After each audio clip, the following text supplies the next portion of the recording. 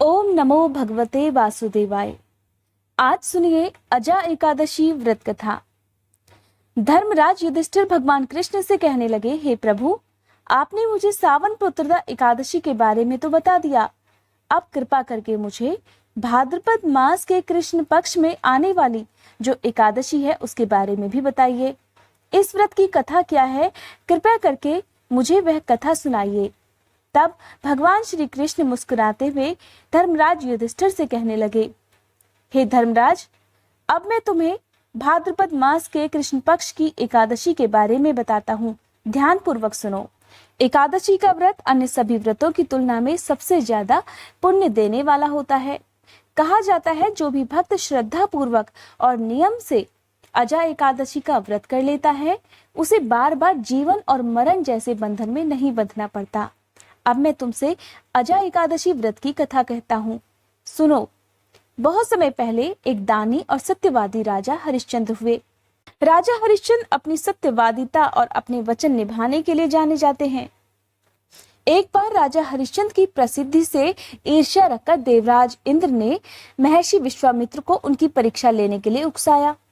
तब देवराज इंद्र के कहने पर महर्षि विश्वामित्र राजा हरिश्चंद्र को योग बल से ऐसा स्वप्न दिखलाने लगे कि मानो राजा स्वप्न में ऋषि को अपना सब कुछ दान कर रहे हों। इस प्रकार रची गई माया के अनुसार महर्षि विश्वामित्र राजा हरिश्चंद्र के महल में आए और अपना राज्य मांगने लगे। सपने में किए गए दान को भी राजा हरिश्चंद्र ने तुरंत स्वीकार कर लिया और इस प्रकार विश्वामित्र जी को अपना सारा राज्य दे दिया। राजा हरिश्चंद्र तो पूरी धरती के सम्राट थे। जब उन्होंने अपना पूरा राज्य दान कर दिया, तब उन्होंने सोचा कि दान की भूमि में रहना तो किसी भी तरह से उचित नहीं है, और इस प्रकार अपनी स्त्री और पुत्र के साथ वे काशी में आ गए, क्योंकि पुराणों में ऐसा कहा गया है कि जो काशी है वो भगवान शंकर के त्रिशूल पर बसी हुई है, इसलिए वो धरती पर होने पर भी धरती से अलग मानी जाती है। उधर जब राजा हरिश्चंद्र अपना सारा राजपाट दान करने के बाद अपनी पत्नी और अपने पुत्र के साथ अपना महल छोड़कर चलने लगे, तब महर्षि विश्वामित्र ने उनसे कहा, हे महाराज, जब तब दान आदि बिना दक्षिणा दिए सफल नहीं माने जाते। तुमने इतना बड़ा राज्य दान में दे दिया है, तो उसकी दक्षिणा में 1000 सोने की मोहरें और ज्यादा दो। अब राजा हरिश्चंद्र तो अपना सब कुछ दान कर चुके थे, उनके पास देने के लिए कुछ भी नहीं बचा था। अपना राज्य दान करने के साथ राज्य का सब कुछ, धन समृद्धि सब कुछ तो उन्होंने दान कर ही दिया था। अब ऐसे में हरिश्चंद्र महर्षि विश्वामित्र को 1000 मोहरे कहाँ से देते। तब वे ऋषि से दक्षिणा देने के लिए 1 महीने का समय लेकर काशी में आ गए। काशी आकर उन्होंने सबसे पहले अपनी पत्नी रानी शैव्या को एक ब्राह्मण के हाथों बेच दिया। राजकुमार रोहिताश्व छोटा बालक था। प्रार्थना करने पर ब्राह्मण ने उसे अपनी मां के साथ रहने की आज्ञा दे दी। तब राजा हरिश्चंद्र ने अपने आप को एक चांडाल के हाथों बेच दिया और इस तरह से ऋषि विश्वामित्र को 1000 मोहरे उन्होंने दक्षिणा में दे दी। अब महारानी शैव्या ब्राह्मण के घर में दासी के रूप में काम करने लगी। उधर राजा हरिश्चंद्र भी चांडाल के सेवक बनकर शमशान घाट में चौकीदारी का काम करने लगे। वहां पर जो भी मुर्दे जलाने के लिए लाए जाते, उनसे कर लेकर तब उन्हें जलाने देने का काम चांडाल ने राजा हरिश्चंद्र को सौंप दिया था। एक दिन शमशान भूमि की तरफ गौतम ऋषि आ गए। तब राजा हरिश्चंद्र ने ऋषि को प्रणाम किया। तब ऋषि गौतम ने कहा कि हे राजन, किसी पूर्व जन्म के पाप के कारण आपकी ये दशा हुई है। अगर तुम भाद्रपद मास के कृष्ण पक्ष की एकादशी का व्रत करो, जो कि अजा एकादशी कहलाती है, और उस दिन तुम एकादशी व्रत की कथा भी सुनो, तो तुम्हें इस परेशानी से मुक्ति मिल जाएगी। तब राजा ने ऋषि गौतम की बात मानकर अजा एकादशी का व्रत किया। एक दिन उनका पुत्र रोहिताश ब्राह्मण की पूजा के लिए फूल चुन रहा था कि तभी उसे किसी सांप ने काट लिया। अब सांप का जो विष था वो राजकुमार के शरीर में तुरंत फैल गया और इस तरह से राजकुमार तुरंत धरती पर गिरकर मर गया।